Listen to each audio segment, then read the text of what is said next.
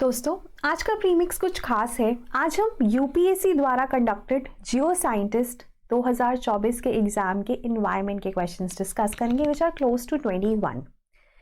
अब geo scientist, CDS and CAPF कुछ ऐसे एग्जाम्स हैं जो एक तरह से ना प्रिलूड है to civil services examination, prelims examination, क्योंकि topics, themes might get repeated in the prelims examination and in fact pattern जो फॉर्मेशन होती है ऑप्शंस की जो इन एग्जाम में होती है वो ही प्रीलिम्स में भी आपको देखने को मिलती है।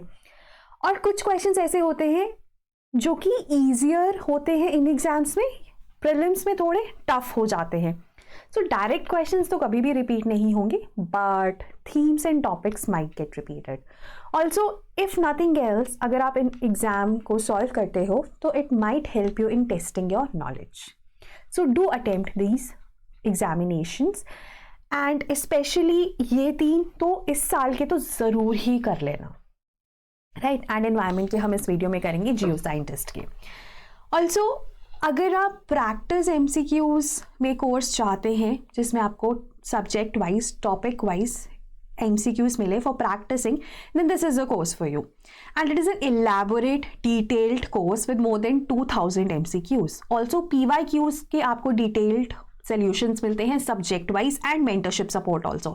All of this at 999 rupees and you can also ask for further discounts by calling at this toll free number. Now coming back to the first question, total 21 questions है, हम डिस्कस करेंगे। आप अपना स्कोर कमेंट्स में लिख दीजिएगा, किसी भी तरह का डाउट है आप कमेंट्स में पूछ सकते हैं। पहला क्वेश्चन है सीएफसीज से रिलेटेड और आपसे पूछा गया है how many of the statements given above is are correct, 1 2 3 none। Again like the pattern that has suddenly become UPSC's favourite, जिसमें एलिमिनेशन नहीं हो पाती। अब ये जो क्वेश्चन है सीएफसीज पे, which are ozone depleting substances, जो कि स्ट्रेटोस्फेयर में जाके ओजोन को डिप्लीट करते हैं, जो कि यूवी रेस को अर्थ के सरफेस तक पहुंचने नहीं देती एंड ओजोन होल की फॉर्मेशन में कंट्रीब्यूट करते हैं। ओजोन डिप्लीट हो जाती है तो ओजोन होल बन जाता है। ओजोन होल तब बनता है जब ओजोन का लेवल 220 डॉप्सन यूनिट से कम हो जाता है। खैर, यहाँ पर जो 3 स्टेटमेंट्स पूछी गई हैं वो है CFCs remain inert in the troposphere but slowly diffuse into the stratosphere. ये ना बिल्कुल सही है। अब CFCs ना काफ़ी इनर्ट मॉलिक्यूल्स हैं और ट्रोपोस्फेयर में ये ऐसे ही रहते हैं। स्ट्रेटोस्फेयर में जाके ये ब्रेक इसलिए हो जाते हैं बिकॉज यूवी रेडिएशन है वहाँ पर, which is high energy radiation. तो जब ये यूवी रेडिएशंस को अब्जॉर्ब करते हैं फिर ये डिसोसिएट हो जाते हैं और क्लोरीन रेडिकल रिलीज करते हैं। So this statement is absolutely correct. CFCs in the upper atmosphere are subjected to UV radiations, that is correct. Generating free radical chlorine, that is also correct. That immediately reacts with ozone, that is also correct, to form a radical called chlorine monoxide. तो यही होता है, chlorine radical produce होता है क्योंकि CFCs UV rays को absorb करते हैं, जो कि ओजोन के साथ रिएक्ट करके ClO प्लस O2 प्रोड्यूस करता है और ये ClO फर्दर ओजोन के साथ रिएक्ट करके ClO प्लस 2O2 प्रोड्यूस करता है। तो एक तरह से ना ये सेल्फ सस्टेनिंग रिएक्शन है, इसी वजह से ओजोन की डिप्लीशन होती रहती है। And this is further enhanced by the presence of polar stratospheric clouds, जो कि सरफेस एरिया इनहैंस कर देते हैं इस रिएक्शन के लिए। है तो सेकेंड स्टेटमेंट भी करेक्ट है। Each ClO can initiate a series of chemical reactions leading to the destruction of ozone layer, that is also correct because ये ClO फर्दर ओजोन के साथ रिएक्ट करेगा to form ClO plus 2O2, ये further ozone के साथ react करेगा to produce ClO plus 2O2, तो ये रिएक्शन होता ही जाएगा। सो the answer is C because all of these statements are correct. Then the next question is regarding nitrogen cycle, again a favorite topic of UPSC. It is one of the most important microorganisms mediated chemical reactions in aquatic and soil environments. In this context, consider the following statements. Pattern previous question के जैसा ही है, आपको बताना है कौन सी statements, कितनी statements सही है, कौन सी नहीं, कितनी। पहली है nitrogen fixation is a process of oxidizing ammonia to nitrates, ये गलत है। नाइट्रोजन फिक्सेशन होता है जब हम नाइट्रोजन को कन्वर्ट करते हैं अमोनियम आयंस में। अमोनियम आयंस को जब हम नाइट्राइट्स या नाइट्रेट्स में कन्वर्ट करते हैं तो इस प्रोसेस को निट्रिफिकेशन कहा जाता है। तो ये स्टेटमेंट हमारी गलत हो गई। Nitrification process causes reduction of NO3 and nitrates to NO2 followed by recycling of nitrogen to atmosphere. ये गलत है। जब इसको हम फर्दर अमोनिया में कन्वर्ट करते हैं तो उसे अमोनिफिकेशन कहा जाता है ना, तो ये भी गलत है statement. Then denitrification converts this further into nitrogen, है ना, डीनिट्रिफिकेशन होती है ये या अमोनिया नाइट्रोजन में कन्वर्ट हो जाए। अब यहां पर है it converts molecular nitrogen into a fixed form as organic nitrogen, that is also incorrect, so none. तीनों ही स्टेटमेंट्स गलत हैं। नाइट्रोजन फिक्सेशन में होता क्या है, नाइट्रोजन साइकिल में क्या होता है, nitrogen fixation, nitrification, assimilation, ammonification and denitrification. Then third question is regarding biomes. अब इसमें आपको ऑप्शंस दी गई हैं 1 and 2 ओनली, 1, 2 and 4 कौन सी सही है। Tropical savanna biome which is grasslands is tropical grassland with scattered drought resistant trees. तो पहली स्टेटमेंट सही है, तो ये एलिमिनेट हो जाता है।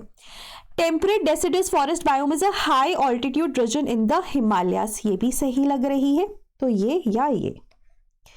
Temperate coniferous forest biome is found in very dry environment where temperatures ranges from very cold to very hot. ये गलत है क्योंकि ऐसा नहीं होता है। टेम्परेचर रेंज जो टेम्परेट की होती है एक्सट्रीम नहीं होती है ना, और वेरी ड्राई इन्वायरमेंट तो बिल्कुल भी नहीं होता है। Tundra biome is found in polar regions and characterized by the absence of trees, dwarf plants and wet and spongy and rough upper ground surface. ये भी करेक्ट है ना, क्योंकि टुंड्रा आपको एक्सट्रीम पोलर एरियाज में मिलता है। तो हमारा आंसर क्या बन गया, बी। देन नेक्स्ट भी बायोम से रिलेटेड ही है, ट्रॉपिकल डेसिडुअस फॉरेस्ट। आपको बताना है correct. They are the most wide spread forest in the India, correct. They spread over regions which receive annual rainfall between 70 to 200 centimeters. Correct. Rain forest में कितनी rainfall होती है, 250 से 300 सेंटीमीटर्स। और यहाँ पे भी ना इनफैक्ट हमारे पास ड्राई डेसिडुअस और मॉइस्ट डेसिडुअस होते हैं। ड्राई में 70 to 120 सेंटीमीटर्स होती है और इसमें 150 to 200 सेंटीमीटर्स। राइट। कमेंट्स में मुझे बताइए डेसिडुअस ट्री इंडिया में सबसे कॉमन डेसिडुअस ट्री कौन सा है जिसका कार्बन या ग्रोइंग स्टॉक सबसे ज्यादा है। खैर ये क्वेश्चन थोड़ा ट्रिकी है तो इसको ध्यान से देखेंगे। Which among the following islands in south east Asia situated between Wallace line and Weber's line which are related to biodiversity. अब ना वॉलिस लाइन और वेबर लाइन दोनों ही लाइंस है जो फॉनल डाइवर्सिटी को, एनिमल डाइवर्सिटी को सेपरेट करती हैं। वॉलिस एशियन और ऑस्ट्रेलियन और वेबर एशियन, ऑस्ट्रेलियन और ओरिएंटल। और अगर आप मैप पे देखोगे ना तो इन दोनों के बीच में जो आइलैंड है दैट इज सेलेबेस या फिर सुलावेसी, ये तीनों नहीं है, तो इसलिए हमारा आंसर बी है। अगर आप चाहें तो वेबर और वॉलिस लाइन के बारे में डिटेल में पढ़ सकते हैं।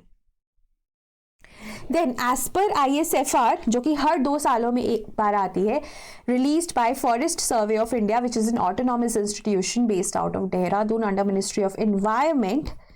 2023 में इसकी रिपोर्ट आनी थी लेकिन वो नहीं आई। तो खैर हम ISFR 2021 को भी अपना फाउंडेशन ले लेंगे और सब डेटा फॉरेस्ट रिलेटेड इस रिपोर्ट से ही लेंगे।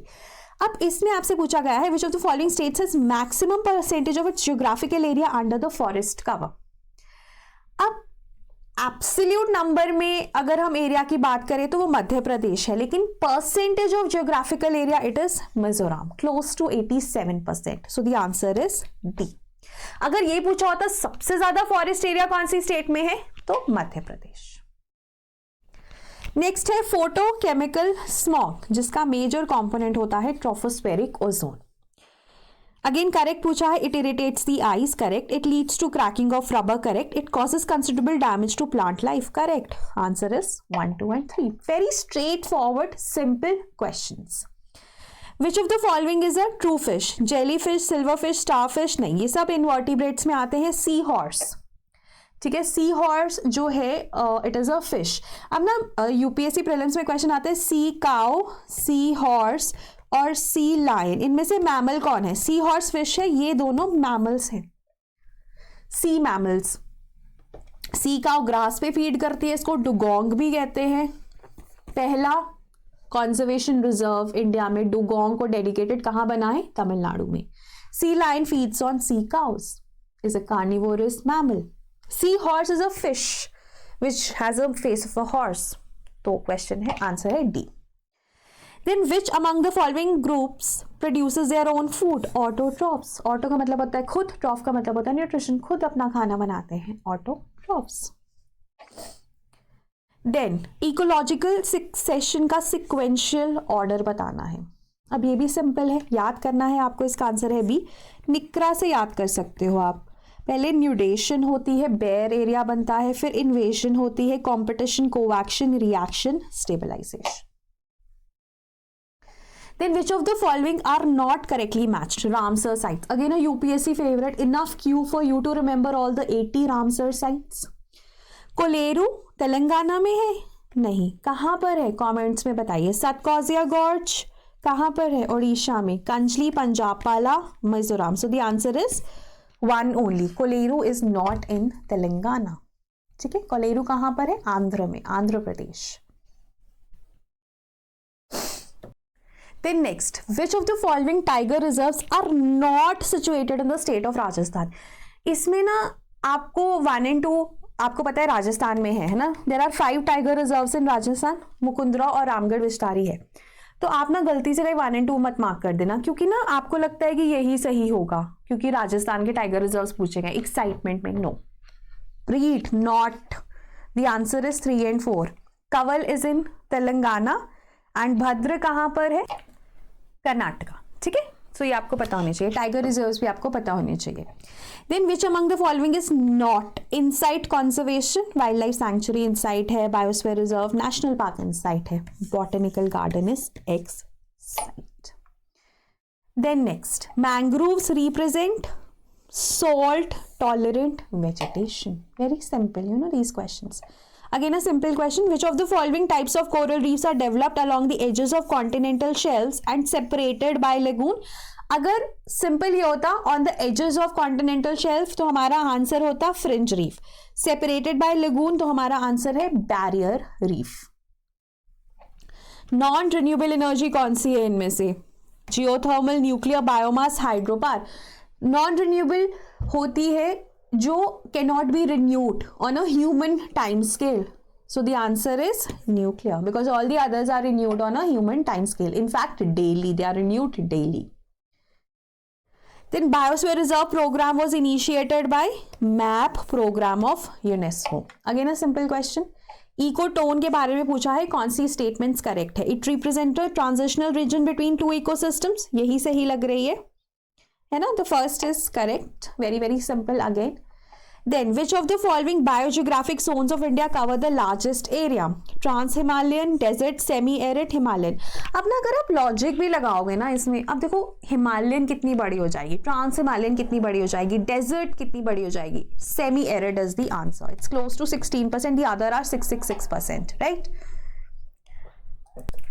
नेक्स्ट है Keibul Lamjao national park is located in which of the following wetlands? Chilika, Loktak, Deepor Beel, Guru Dongmar, lake of Sikkim. अब Keibul Lamjao is the floating national park, है ना, हमने पढ़ा है, यूपीएससी ने भी क्वेश्चन पूछा है, only floating national park and that is located over Loktak lake of Manipur. It is known for phumdis, ठीक है, फुमड़ीज के लिए नोन है ये, और it is known for Sangai deer, ठीक है, which is the state animal of Manipur also and IUCN status is endangered, right? तो इसका आंसर इज बी।